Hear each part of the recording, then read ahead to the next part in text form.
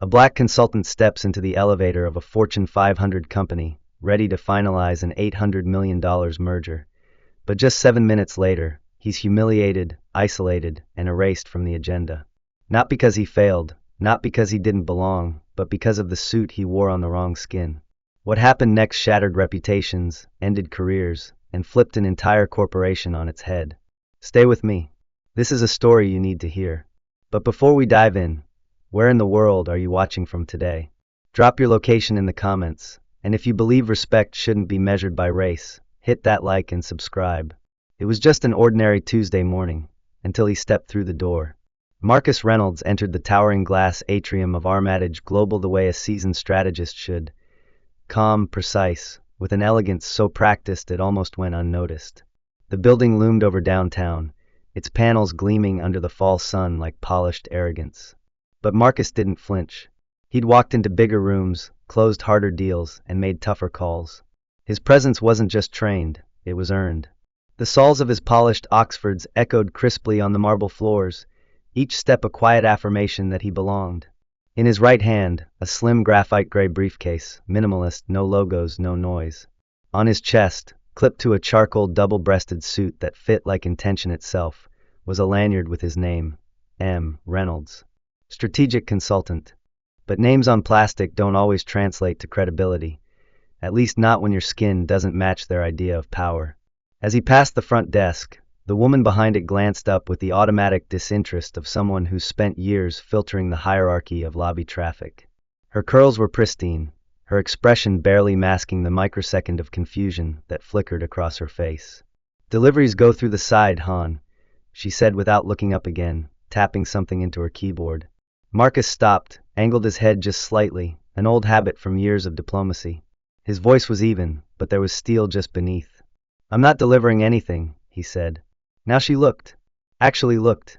Her eyes darted to the briefcase, then back to his face.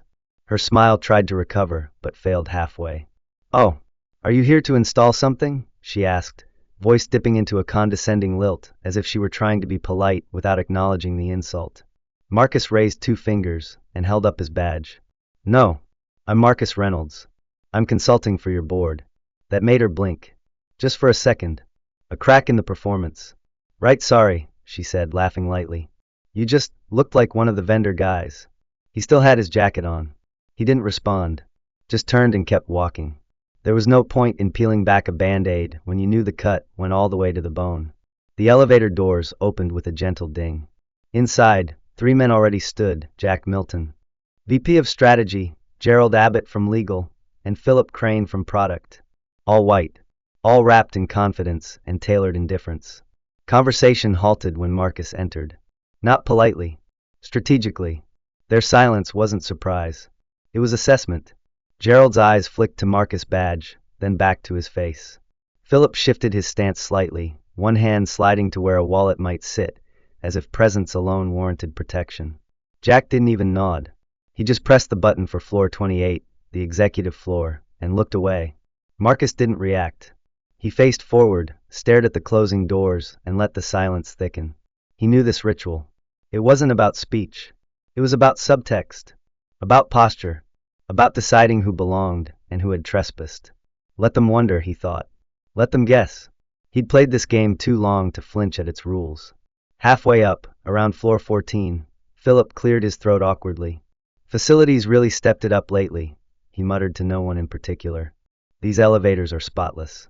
Gerald chuckled and added, "Good help's hard to find." Marcus said nothing. Their baiting was subtle, casual, but unmistakable. By floor 21, Jack finally turned his head slightly. His tone was neutral, too smooth.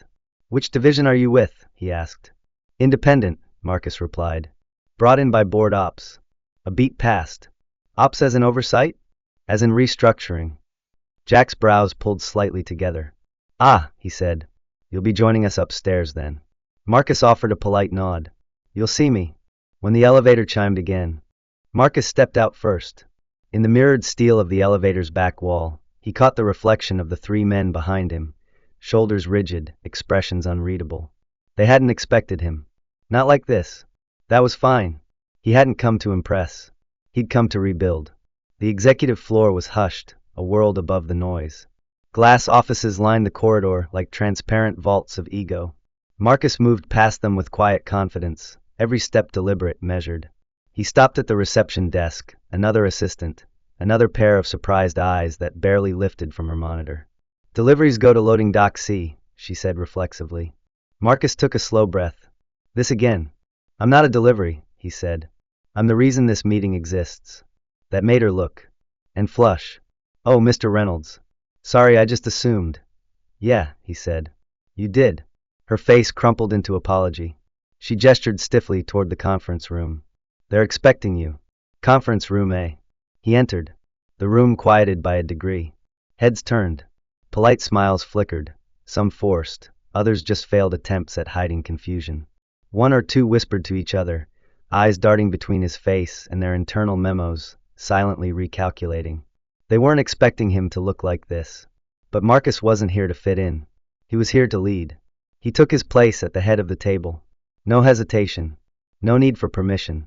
His tablet blinked awake with a fingerprint scan, revealing the roadmap of the $800 million merger he'd spent months refining. Graphs, risk models, AI integration overlays. All clean, all precise. But when he tried to pull up the company's internal folder, a red banner blinked across the screen. Access denied. Marcus didn't move. Didn't frown. He just tried again. Still denied. He toggled VPNs, switched networks, double-checked his credentials. Still nothing. A chill crept across his chest. He raised a hand toward the AV tech standing at the far wall. "Credentials issue," he said calmly. The tech shuffled over, a guy in his 20s with wire-rimmed glasses and a nervous twitch. "Yeah, weird," he mumbled after a few keystrokes. "Looks like your profile's been deactivated." Marcus tilted his head. "My contract was filed yesterday." "Confirmed." The tech hesitated. "Could be an HR permissions thing. Happens sometimes." Jack, seated across the table now, sipped his coffee and said lightly, "Tech's a mess lately, huh? Glitches everywhere." Marcus looked at him. No anger. Just analysis. "Glitches usually aren't this selective," he said. Jack smiled. "The kind that doesn't touch your eyes. We're all on the same team." That was when Marcus knew. This wasn't accidental. This was a message. And the room? It was watching who would blink first. But Marcus Reynolds didn't blink. He reached into his inner jacket pocket, pulled out a USB drive, and inserted it into the panel port. The screen lit up. His presentation, now untouchable, spread across the wall in clean, confident slides. The strategy was bulletproof. But the silence in the room? That told him everything. This wasn't about a deal anymore. It was about a warning. And the warning was clear. You don't belong here. Not really. Not ever. But what they didn't realize was, Marcus hadn't come to ask for belonging. He'd come to take the building apart, brick by gilded brick. One policy. One truth. One buried name at a time. And this was only the beginning. The sun had climbed a little higher by the time Marcus exited the boardroom, leaving behind a quiet that wasn't respect. It was unease. The kind of silence that lingers after someone speaks too clearly in a place built on euphemisms. His presentation was over, but the day had only just begun to show its real shape. What Marcus didn't yet know was that Armatage wasn't done testing how far it could go to protect its image, and how far he was willing to let them push. The games, quiet and polite in the conference room, would only grow more brazen. Back in his assigned suite on the 26th floor, a glass cube tucked uncomfortably between the IT cluster and the HR coordinator's nook, Marcus sat down to prepare for the follow-up board briefing scheduled for the next morning. He designed the session meticulously, outlining fiscal impact slides, integration thresholds, market simulations. It was the kind of work that demanded clarity, but now everything around him reeked of misdirection. His inbox pinged. A calendar invite. No subject line. No context. Just a time. 3:15 p.m. location. Floor 17, Conference Room 9C. Zenda. Lawrence Kent, Executive Vice President of Client Development. One of the company's most senior rainmakers. A man with a reputation for turning handshakes into market shifts and for crushing competitors with the same hands. Marcus hadn't expected to be on Kent's radar so early. But then again, when tension bubbles, even the sharks start circling. He straightened his tie, packed his tablet, and walked toward the elevator. When the doors opened, Kent was already inside, standing beside two suited visitors who spoke softly in what sounded like Japanese, likely members of the Tokyo expansion team. Kent's smile froze as Marcus stepped in, and the moment was surgical. Actually, Kent said suddenly, extending an arm toward the sensor to stop the door. You might want to wait for the next one. We're a bit tight in here. His tone was casual. But the message? Not subtle. The clients blinked, caught off guard. There was room. Plenty. But Marcus knew this wasn't about space.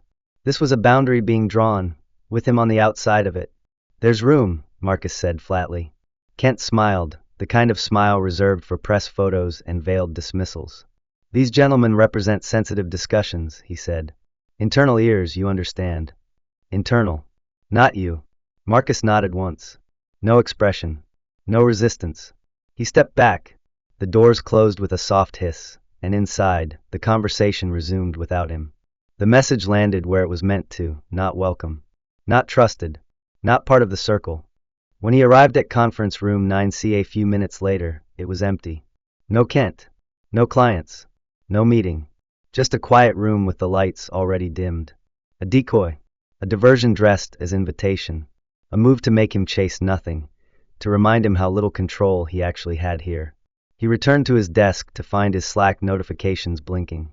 Not from anyone in strategy. Not from the board. From an internal channel called #MondayMood, a supposedly harmless space where employees posted memes and jokes to survive corporate monotony. Only today's top post wasn't a joke. It was a video.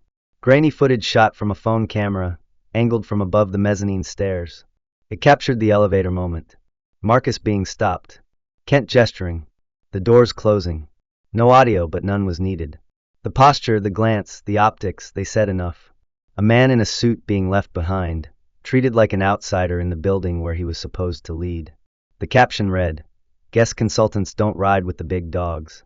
The thread exploded with reactions. Laughing emojis. GIFs of nightclub bouncers rejecting entry.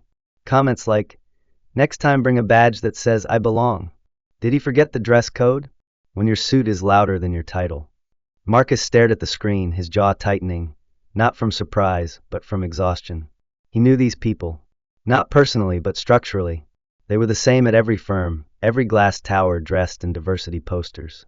They smiled in meetings, nodded during equity initiatives, and behind private channels, they turned exclusion into comedy. He wasn't angry. Not yet. He was calculating. He closed the Slack window and opened his terminal instead, flagging the post and capturing screen recordings of the thread, noting usernames, timestamps, even IP traces. It was second nature by now. Because Marcus had learned something long ago. If you wanted to confront power, you couldn't just feel, you had to record. The rest of the afternoon moved like sludge. A few cold glances in the hallway. A senior assistant who addressed everyone by title except him. Another team huddle he hadn't been looped into. Small things. So small they almost didn't count. But they weren't errors. They were tests. To see how much he'd tolerate before reacting in a way they could label as unprofessional, combative, or worse, angry. That evening, Armitage hosted its annual fall gala. A black tie affair at the Langston Grand Hotel, complete with caviar hors d'oeuvres and media invites. Marcus arrived early. Midnight blue tuxedo. Cufflinks quiet, polished. His car pulled to the valet circle, the kind where Lamborghinis tried to outshine private equity. As he stepped out and handed off his keys, a sharp voice cut through the buzz. "Sir, hold up!" Marcus turned. A security guard approached, white, mid-40s, built like a retired linebacker. "You can't leave your vehicle there," he barked. "It's valet," Marcus replied. "Tags on the dash." "I just handed the keys." The guard frowned. "This area is for executive guests only." "I'm here as a guest of the board," Marcus said calm. The guard tilted his head. "Right. I don't know what kind of staff you are, entertainment, catering, but VIPs park out front. You'll have to move it." Marcus took out a folded card from his jacket, unfolded it slowly. Embossed invitation. Silver lettering. His name, printed beneath the Armitage logo. The guard read it, blinked, then backpedaled with a grunt.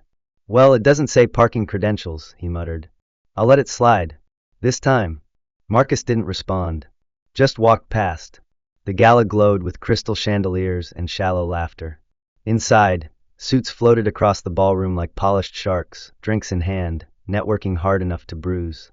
The whispers started early. The Slack video had done its job. It gave permission to sneer with subtle boldness.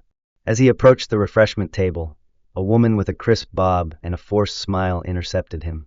"Hi, sorry, some guests have asked where the drinks are. Are you with catering?" Marcus paused, looked down at the glass in his hand. "I got this from a server 10 minutes ago." She fidgeted, clearly registering her mistake. "Of course, sorry, I just thought, never mind." Before he could even finish absorbing that moment, 2 hotel security guards stepped up beside him. The taller one spoke. "Sir, we've had a complaint that you may be in the wrong area." Marcus turned to him. "Wrong area?" he repeated. "Do you know who I am?" "We were told to confirm credentials," the second said. "Please come with us." No one intervened. The jazz played on. Marcus walked with them to the front lobby. Calm. Controlled. Inside, he produced his ID, his company credentials, his personal invite. The head of security reviewed them all, nodded sheepishly, and muttered the corporate spell that cured all sins. Miscommunication. "You're free to return, sir." "I think I've been seen enough tonight," Marcus replied. He stepped out into the cold without looking back. He didn't feel humiliated. He felt sharpened. They thought their actions were harmless. Just jokes. Just mistakes. But they were building a wall. And they didn't realize that Marcus was already measuring it from the inside. By the following morning, the bruises weren't physical, but they lingered, quiet, invisible marks left not by fists, but by systems. Marcus arrived at Armatage Global early again, as he always did, dressed in a slate gray suit and a composure that masked the relentless calculations running in the back of his mind. He carried no rage, no vengeance in his eyes. Only clarity. It was the kind of clarity that comes after you've been tested, poked, provoked, but didn't break. Still, something had shifted inside him. Not defeat. Not resignation. But resolve. Today was the scheduled day for the final high-security boardroom presentation. The floor, 32, was restricted to C-suite level access and only select consultants. Marcus had built the entire deck. From architecture to predictive models. He knew every graph, every data line, every projected synergy of the Wacth acquisition. This was supposed to be his moment, not for glory, but for closure. Proof that his presence wasn't just valuable, but essential. So when his badge buzzed red at the glass security gate, the denial sound sharp and sterile, he didn't react with disbelief. Just stillness. He tried again. Red. Again. The light blinked. His name didn't register. He called facilities. They transferred him to HR. HR forwarded him to internal affairs. Finally, a voice on the line, a woman with a disturbingly chipper tone, told him the session had been postponed, citing vague realignment from the CEO's office. "They want to keep it lean," she added. "Only tenured senior staff." Marcus stared at the frosted glass. His reflection blinked back. "But I built the deck," he said calmly. "We don't see presenter names in our system," the voice replied, robotic. "Sorry again." She hung up. He didn't. He just stood there, letting the moment crystallize in his mind. It wasn't confusion anymore. It was pattern. Repetition reveals design, and this was no accident. He turned, walked down the hall, back to his office, his thoughts methodically arranging themselves into one truth. They weren't trying to challenge his contribution. They were trying to erase it. Back in his suite, he logged into the internal system again. For a moment, it worked. He could see the draft folders, his simulations, his notes. But as he moved to back up files to his external drive, the screen blinked. Access revoked. Permissions wiped.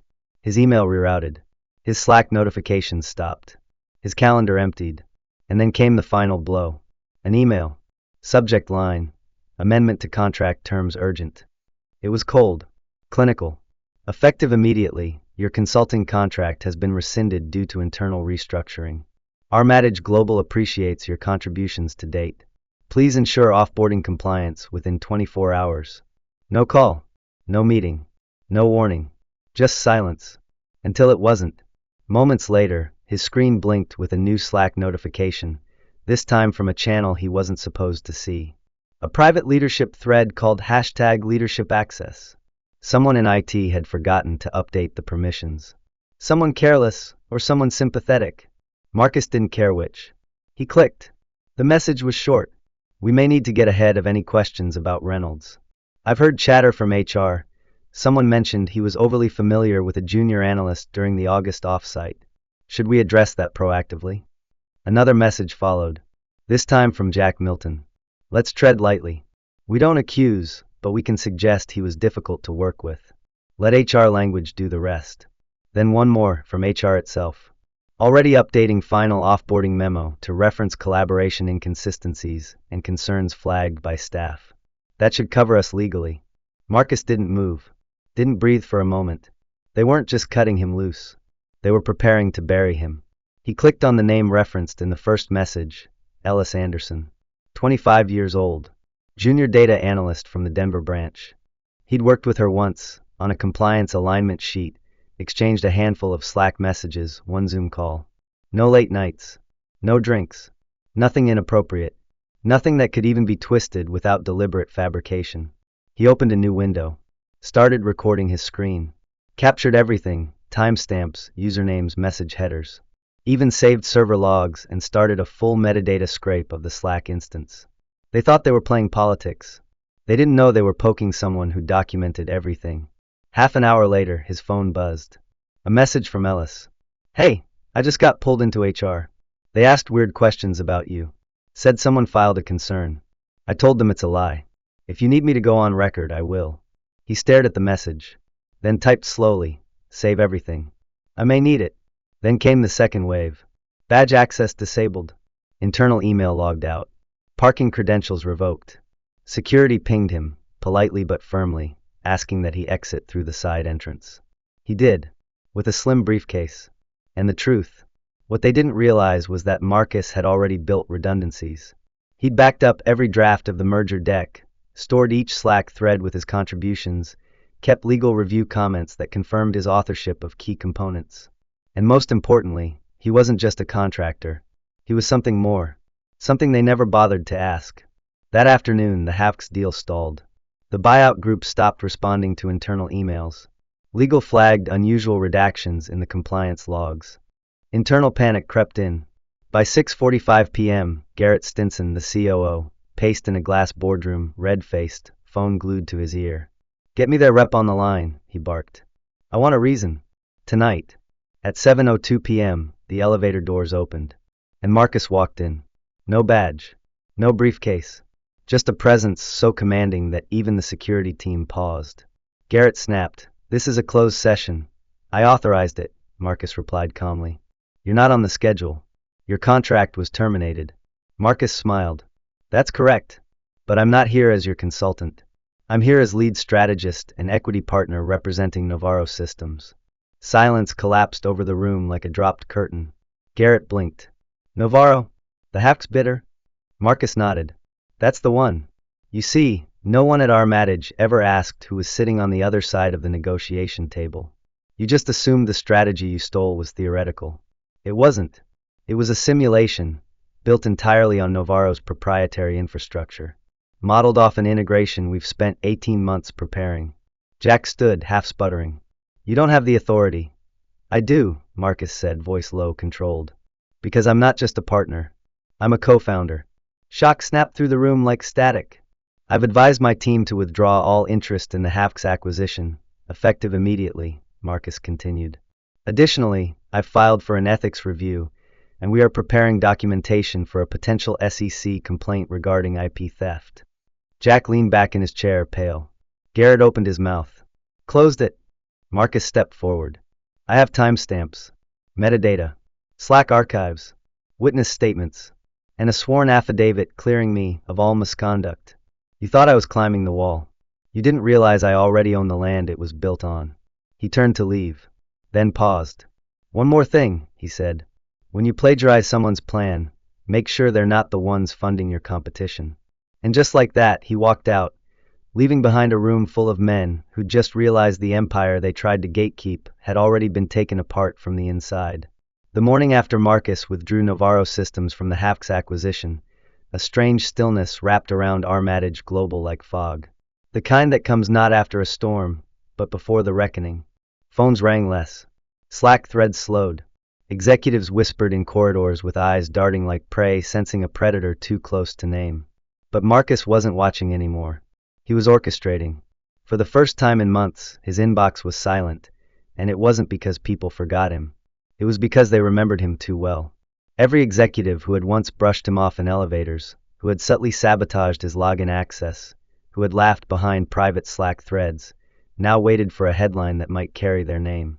And yet, for all the noise they had made trying to erase him, the one thing they never expected was what Marcus did next. He said nothing. No public post. No press interview. No late-night rant. He simply vanished from their radar. And that terrified them more than any retaliation could have. Because silence, from someone who knows everything, is not surrender. It is strategy. Marcus spent that week not preparing lawsuits, not chasing retribution, but finalizing files. A different kind of presentation. One that would never be shown in a boardroom, but would land far harder. He was curating a dossier. Not just on his treatment, but on culture. Patterns. Institutional rot. The invisible operating system of racism and erasure that powered our manage from the executive floor down to every polished marble tile. Meanwhile, Garrett Stinson, the COO, tried to contain the fallout. He called an emergency meeting with legal and PR at 9 a.m. sharp. The room smelled of burnt coffee and anxiety. Phones buzzed. Eyebags showed. And Garrett, for once, wasn't yelling. He was begging for clarity. What did he mean, proprietary infrastructure? Garrett asked, pinching the bridge of his nose. Navarro's system, the general counsel replied, is protected by international patents. Marcus Reynolds is listed as co-architect on 6 of them. We didn't just lose a consultant. We lost legal access to the core tech behind the merger strategy. And he has receipts, added the VP of Compliance. Backups. Emails. Everything. What if he goes public? Asked someone. Garrett paused, then said the one thing no one wanted to hear. Then we're screwed. But Marcus didn't go public. Not yet. He let them stew. Let them circle their own wagons, point fingers, reshuffle schedules, and scrub internal drives. He didn't need to move loudly. He just needed to keep collecting. Until one day, 4 days after the boardroom fallout, something unexpected happened. An invitation arrived. Official. Gold embossed. From the Armatage Board of Trustees. Subject line. Closed session briefing. Ethics inquiry and strategic realignment. Marcus read it twice, then smiled. They weren't just reacting to panic. They were bracing for a purge. He arrived 15 minutes early, of course. No badge. No escort. Just confidence tailored to his frame like armor. The boardroom had changed. The lighting was colder, less performative. Nameplates had shifted. Some seats empty. Others newly assigned. The trustees sat at the far end, their expressions unreadable. Garrett was already there, flanked by legal counsel, sweat ghosting the edge of his temples. Jack Milton wasn't in the room. Neither were Sheila Weston or Philip Crane. They were being held outside, pending internal review, according to a whisper Marcus caught on his way in. He sat at the far end of the table, not the head, not the foot. He chose the center, where his voice would travel the cleanest. And when the lead trustee nodded toward him, Marcus stood, placed a slim remote on the table, and spoke just 4 words. Let's start with this. The screen behind him blinked to life. What played was not a chart, or a graph, or even a slide. It was footage. Grainy. Black and white. Time-stamped. Elevator security cam, dated 3 weeks prior. It showed Marcus entering the lift. Then Jack. Then Philip. Then Conrad. The body language was clear. The freezing of conversation. The sideways glances. The subtle discomfort. But it was the audio that shattered the room. Filtered and enhanced by forensic software Marcus had quietly deployed weeks earlier. Jack's voice. Thought he was one of the janitors for a second. Those shoes might be Italian, but they're trying too hard. Philip. They're bringing in all kinds now. Makes you miss when boardrooms had standards. Conrad. Security's been slipping. Every week it's someone new. Then laughter. Not friendly. Not nervous. Entitled. The video ended. And the room went silent. Garrett looked like he'd aged 10 years in 1 minute. The trustees leaned forward, no longer neutral. That's who they are, Marcus said softly. When they think no one's watching. He placed a folder on the table. Inside were printed transcripts. Not just from that conversation, but from the private Slack channels. Screenshots. Emails. IP traces. And on the final page, a signature from Ellis Anderson, dated and notarized, confirming that the misconduct accusation floated against Marcus was completely fabricated, likely as a cover tactic. He didn't raise his voice. He didn't need to. The weight of the truth did the speaking. This isn't about one elevator, he continued. It's about a pattern, about how this company treats dissent, discomfort, difference. The trustees didn't respond immediately, but their eyes had changed. They weren't just seeing Marcus now, they were seeing liability. Garrett cleared his throat, desperate to regain footing. Marcus, we understand your frustration. But it's not frustration, Marcus cut in. It's documentation. He reached into his case and pulled out a second envelope. Under Clause 7.2 of the Navarro Half's arbitration agreement, as a licensed equity stakeholder under emergency audit terms, I'm invoking my right to recommend leadership realignment to protect the investment. He placed a list on the table. 5 names: Jack Milton, Sheila Weston, Philip Crane, Conrad Blake, Garrett Stinson. You're recommending termination? The lead trustee asked. I'm not recommending, Marcus replied. I'm stating. Effective immediately. The legal advisor to the board began to protest, but Marcus opened his laptop and connected it to the screen again. Up came a chart, color-coded, mapped with dates. Each axis tracked ethical breaches, internal risks, legal exposure. No room for interpretation. Let me be clear, Marcus said. If this rot continues, you won't just lose deals. You'll lose the company. The trustees looked at each other. Then slowly, almost reluctantly, they nodded. 30 minutes later, security was dispatched. One by one, the executives were removed from their offices. Each handed 2 envelopes, one with severance, one with a confidentiality clause. Each allowed the dignity of silence, but not escape. Phones buzzed. Employees whispered. And then, as with all truths, the story leaked. A tech industry blog posted first. Then a tweet storm. By sunset, Bloomberg, TechCrunch, even CNN had picked up the headline.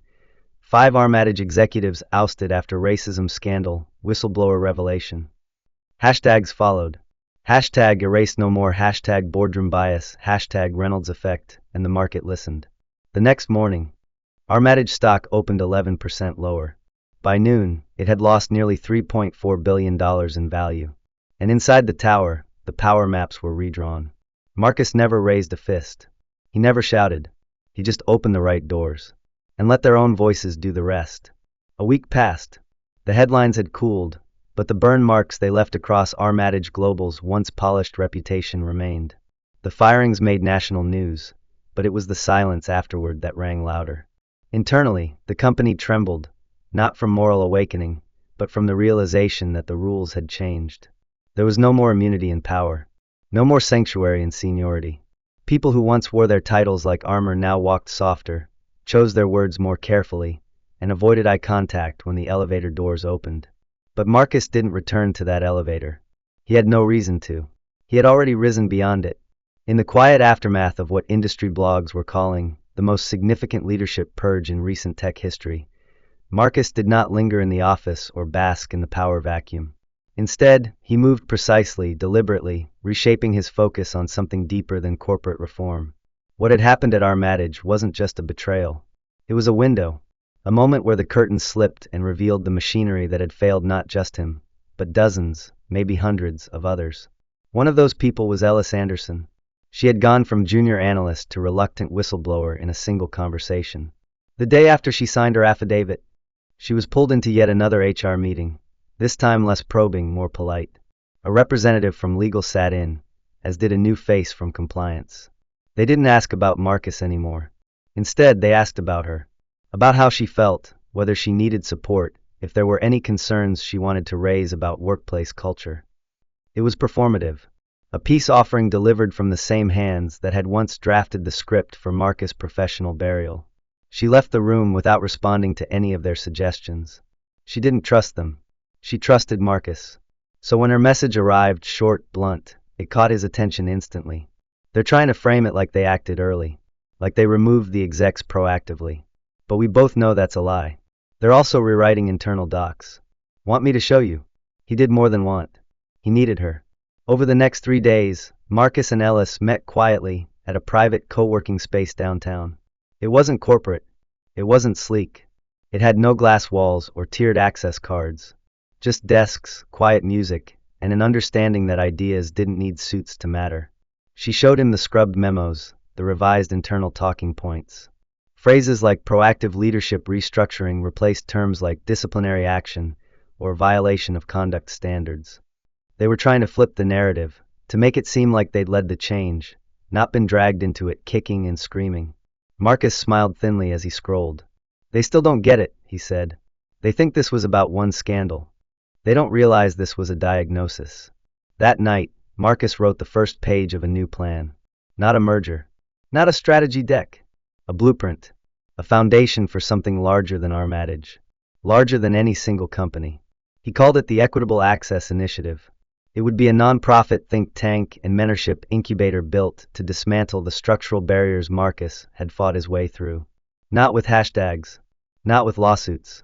But with knowledge, networks, and infrastructure. Where others saw corporate diversity programs as boxes to check, Marcus saw an entire generation waiting to be unleashed. He wanted to build the ladder they were never handed. And he wasn't alone. In the weeks that followed, the initiative took shape rapidly. Former interns, marginalized staff, junior analysts from across the industry who had once been passed over mocked or told to tone it down in boardrooms that never valued their voices. These were the people Marcus called first. He didn't offer them jobs. He offered them something better. A seat at the table before the table was built. The founding team was 7 people strong, Ellis included. They launched quietly with no press release, no brand campaign. Just an encrypted site, an internal memo to supporters, and a waiting list that grew by hundreds in days. Word spread fast. One story in particular began to circulate, quietly at first, then with growing intrigue. It wasn't about Marcus. It was about Jack Milton. The same Jack who had once laughed in an elevator, who had clapped loudest during Marcus' sideline presentation, who had quietly encouraged the Whisper campaign to undermine him. He'd disappeared after his firing. But then, 3 months later, his name appeared in the initiative's applicant database. At first, Marcus thought it was a prank. Someone mocking the movement, trying to slip in under a false identity.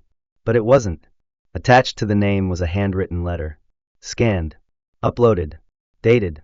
3 pages long. It began simply. Mr. Reynolds, you don't owe me your time. I wouldn't blame you if you stopped reading now.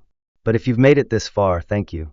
I've spent the past 3 months not just rethinking what happened, but unpacking who I became inside those walls. Marcus read the letter twice. Then a third time. It didn't make excuses. It didn't plead. It explained. Jack spoke of his upbringing. A father who believed in separation as tradition. A mother who called difference a threat, not an opportunity. He admitted to inheriting a worldview he never questioned until it collapsed beneath him. He wrote, "When you walked into that elevator, I didn't see a peer. I saw a threat, and I've spent every day since trying to unlearn the systems that made me think that way." Marcus didn't respond. Not right away. He let the letter sit on his desk for days, unmoving. But then something unexpected happened. Jack showed up. In person. No announcement. No media. Just quiet steps, a volunteer form, and a willingness to take orders instead of giving them. He didn't ask to speak. He filed flyers. Printed badges. Helped set up chairs at the initiative's first networking event. And when he stayed late after the last guest left, cleaning coffee stains and folding table linens, Marcus finally approached him. "You don't want redemption," Marcus said, watching him. Jack shook his head. "I want to be useful." And so he was. Not because he had power, but because he gave it up. Because change doesn't come from headlines or terminations. It comes from choosing to stay in the room, after everyone else has left. In the following months, Marcus watched a quiet ripple spread through corners of the corporate world that had once dismissed him. Not because he yelled, but because he had stayed. And in staying, he had built something that no one could ignore. He didn't want revenge. He wanted transformation. And somehow he was getting it. Not because people feared him, but because they started to believe him. And that was more powerful than any headline could ever hold. 6 months later, the building still stood, polished, towering, and deceptive in its silence. Armatage Global had survived, technically. Its windows still reflected morning sun. Its lobby still echoed with the shuffle of leather saws and hushed conversations. But inside, something had changed. Not the marble, not the steel, but the air. It moved differently now. Cautious. Calculated. Like everyone was waiting for the next tectonic shift. Unsure which cracks had been sealed, and which were still widening beneath their feet. Marcus hadn't been back since the firings. Not physically. But his presence lingered. In the policies quietly rewritten. In the risk evaluations updated to reflect diversity-based exposure. in the sudden departure of two more department heads who had resigned voluntarily, without even packing up their desks. But while Armitage tried to pretend it was evolving, Marcus was building in plain sight. The Equitable Access Initiative had grown far beyond its early co-working space roots. What began as a whisper network of overlooked talent had become a structured powerhouse. 37 full-time staff, over 400 ments, partnerships with 3 Fortune 500 firms that wanted to course correct. He'd been skeptical of their motives, but he understood power. He wasn't interested in appeasement, only leverage. If they wanted a seat at his table, they had to earn it. His vision had always been bigger than retaliation. He wasn't trying to take down one company. He was trying to rewrite the blueprint. Still, there was one thing he couldn't ignore. One loose thread still dangling in the tapestry. Garrett Stinson, the man who had pulled the strings from the shadows, who had signed off on the defamation campaign, who had weaponized HR policy like a scalpel. Garrett hadn't disappeared. He had gone underground. Internal reports listed him as transitioning into retirement. But word spread fast in executive circles. He'd been quietly advising a competitor firm on a major restructuring package, likely using the same playbook he'd built off Marcus' stolen strategies. Marcus wasn't surprised, but he wasn't done either. So when an anonymous tip landed in his inbox, a digital packet of redacted memos, time-stamped access logs, and a video clip, he didn't hesitate. The video was brief, only 18 seconds.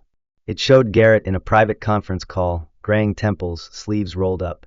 "We reword the offboarding to imply misconduct," Garrett was saying. "It won't hold in court, but by the time anyone challenges it, the damage will be done. We'll control the narrative before he even knows he's been cut." There it was. Confirmation. Not suspicion. Not theory. Proof. Marcus stared at the screen, unmoving.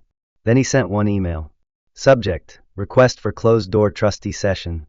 Evidence review and leadership reckoning. Within 48 hours, the meeting was granted. This time, there was no posturing. No warm greetings. The trustees were waiting when Marcus entered. They didn't offer water. They didn't ask about the weather. He placed the USB on the table. "This is not about personal retribution," he began. "It's about ethical rot that was never removed. You cut off limbs, but you left the root system intact. Garrett has continued his pattern, off the record, off the books, and off your radar. But not off mine." The trustees looked at each other.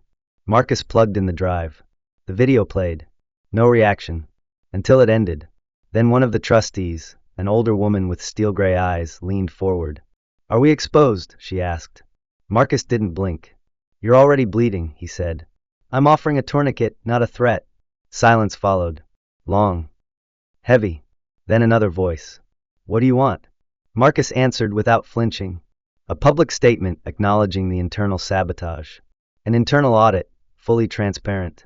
And a board directive banning Garrett from serving in any consulting or strategic role across your subsidiaries for a minimum of 10 years. One trustee started to object. Marcus raised a hand. "If not," he said, "the packet I just shared with you goes to the press.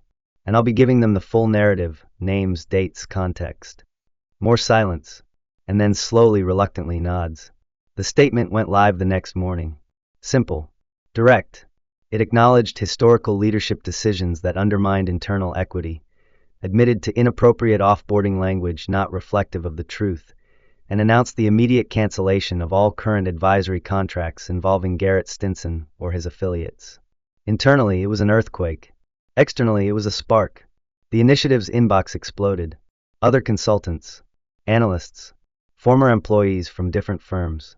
All of them had stories, some almost identical to Marcus, others even worse. What Marcus realized in those messages was sobering. His story wasn't rare.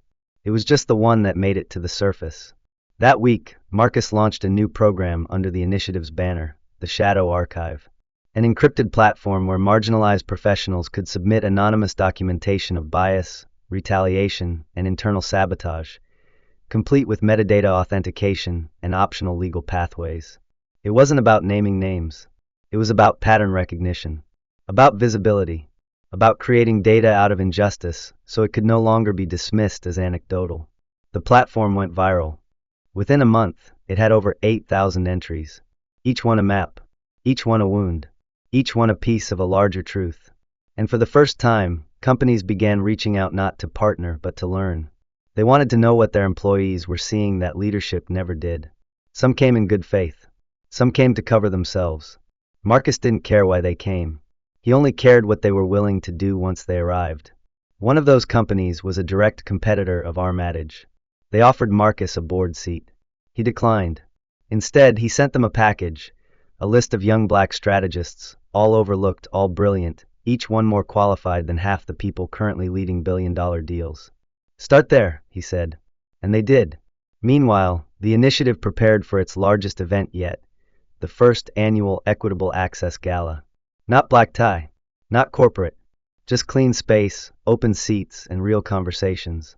The guest list included executives, interns, thought leaders, whistleblowers, and first-time job seekers. And among the volunteers checking coats and serving drinks was Jack Milton. Still quiet, still present, still changing. No fanfare, no spotlight, just service. As Marcus watched the crowd gather, he didn't think about revenge or regret or even Garrett. He thought about the staircase in the lobby of Armatage, the one he'd once climbed on his first day, only to be told, through stairs, through slights, that he didn't belong. Now, others were climbing stairs built from the rubble of that same building, and they weren't being stopped. They were being welcomed, because Marcus hadn't torn the system down just to gloat over the wreckage. He'd cleared space for something better, and it was beginning, not loudly, not perfectly, but honestly, and that, he knew, was the real revolution. 1 year after he was erased from a boardroom he built, Marcus Reynolds stood on the cusp of a stage that didn't exist 12 months earlier. Not physically, at least. The venue for the inaugural Equitable Access Gala was modest by corporate standards. No chandeliers, no velvet ropes, no branded gift bags, but its energy buzzed with something far more valuable than luxury: transformation. The kind that wasn't just spoken about in panels or policy decks, but lived and breathed through people who had been dismissed, doubted, and delayed, yet chose not to disappear. The room was full, not just of seats, but of history, of names that had once been whispered in HR corridors as not a culture fit, or ghosted after final round interviews for being too intense, too outspoken, too different. Now they filled the space with laughter, ideas, and connections. Engineers, analysts, designers, strategists. Some had quit their jobs. Some had finally been promoted. Many were still fighting. But they were here, and they were listening. Backstage, Marcus adjusted his collar and glanced over the opening lines of his speech for the third time, though he already knew them by heart. It wasn't nerves. It was weight. The kind of weight you feel when you've been entrusted with not just a microphone, but a moment. Across the room, volunteers moved with quiet precision. Among them, Jack Milton poured water into clear glass pitchers. Same man, different posture. He no longer carried the armor of sarcasm or superiority. He walked softer, listened harder. Not because he was trying to earn forgiveness, he had stopped asking for that months ago, but because he finally understood the scale of what he'd been complicit in. Marcus saw him. Their eyes met. Jack gave a short nod, then turned away to help a guest who'd arrived late and looked slightly overwhelmed. No words passed between them. None were needed. There was no perfect apology, only consistent effort, and Jack had shown up. Again, and again, and again. Outside, cameras were setting up. Not for PR, for transparency. The initiative had decided to live stream the gala, not just for donors or media, but for the interns in small towns who couldn't make it. For the HR coordinators in hostile offices who needed to know they weren't imagining things.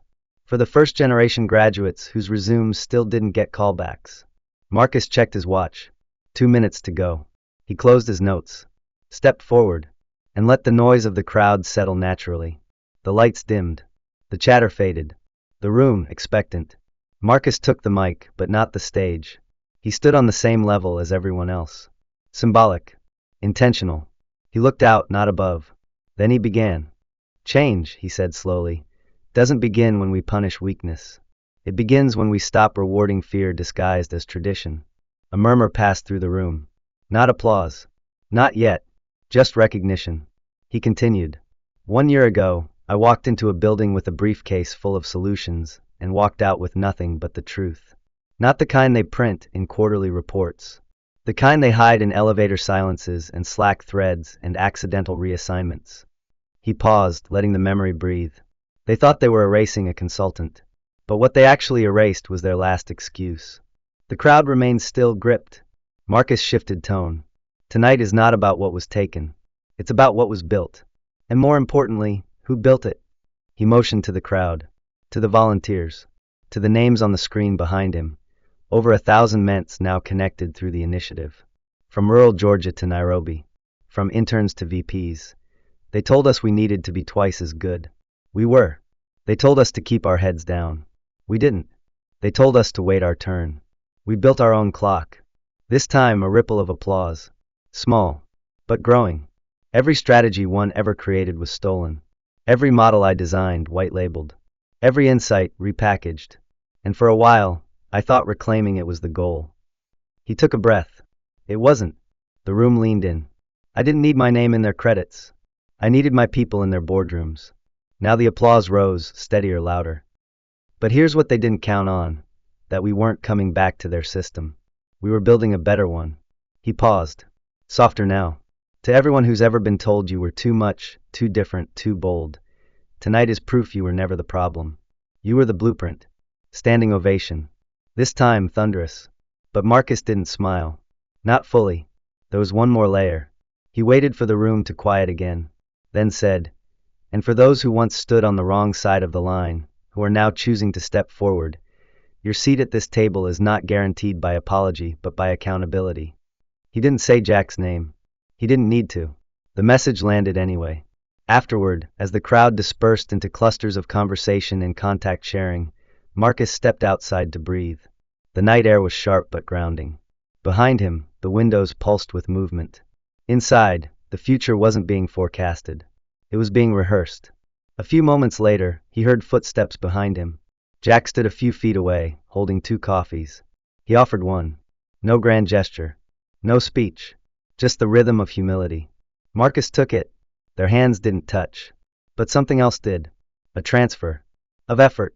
Of recognition. Of repair. You going back in? Jack asked, voice low. Marcus looked through the glass at the sea of new voices filling the space that once belonged only to the few. I already am, he said. Jack nodded, then turned to leave. But paused. I know I'll never undo it, he said. But I hope, over time, I can help build something better than what I helped protect. Marcus didn't answer right away. Then, you already are. Just don't stop. Jack left. Marcus remained. He sipped the coffee slowly, letting its warmth balance the cold. Inside, someone had begun playing soft music over the speakers. Jazz. No lyrics. Just movement. He watched for a moment longer, then turned back toward the door. Not because the fight was over, but because it was finally no longer his to carry alone. And that, above all else, was the greatest win of all. A year later, the building still stood, but something was different. Not in its architecture, the glass still gleamed, the marble still whispered with the weight of polished shoes, but in its reflection. It no longer cast back power. It reflected memory. The kind of memory that stains. Not because of what it contains, but because of what it once ignored. Armatage Global had survived the storm, technically. But survival isn't the same as recovery. It limped forward, a company restructured, rebranded, repainted. Everything but reborn. The firings made headlines. The public statement made waves. But the culture? That was slower to shift. Like an old machine reluctantly updated, but still running on a familiar hum of unspoken hierarchies and institutional habit. And Marcus? Marcus didn't return. Not to the building. Not to the boardroom. Not to the elevator. He didn't need to. He had become something else entirely. Not a disruptor. Not a whistleblower.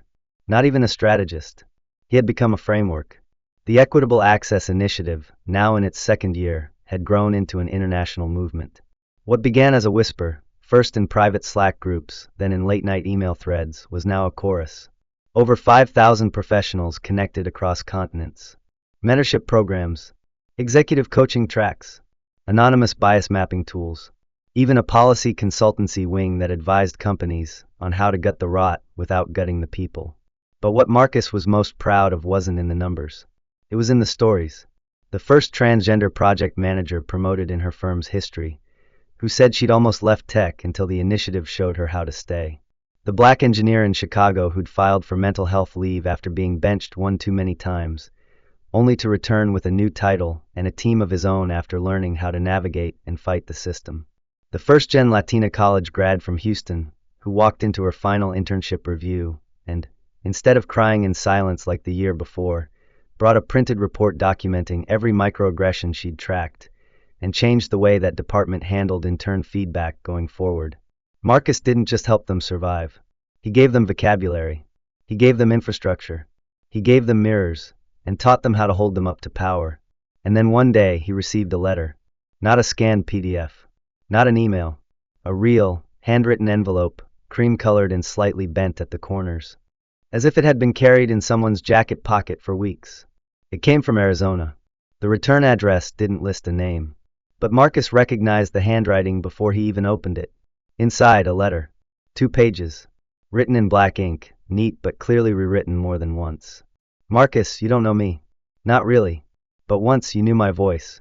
I was the man who tried to paint you out of your own story before it was even finished. They say time humbles you. That's a lie. Humility comes not from time, but from being made to sit with your own reflection.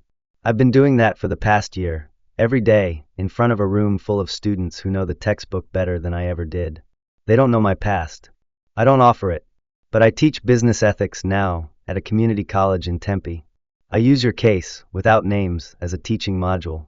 I tell them about ambition and arrogance, about how systems hide behind spreadsheets, about how silence is a tool, not a refuge.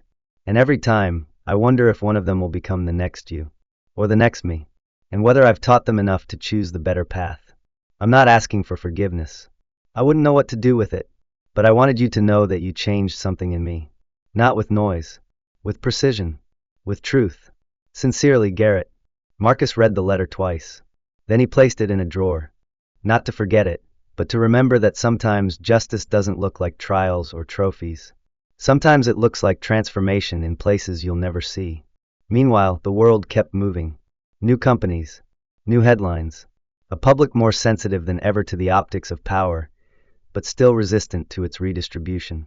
One morning, Marcus woke up to a news alert. A new startup had just announced a $1.2 billion valuation after their latest round of funding. Its founders? 2 black women in their early 30s, former ments from the initiative. He didn't call them, didn't post about it. He just smiled. The next week, he stood in front of a group of high school seniors at a public charter school in Atlanta. No cameras, no stage, just a circle of plastic chairs and a few crumpled notebooks. They asked him what it meant to make it. He thought about that question for a long moment. Then he said, "Making it is when you don't have to ask for a seat, because you've learned how to build the room." They nodded. Some scribbled it down. Others just stared. But one girl in the back raised her hand. "What if they don't let us build it?" Marcus smiled again.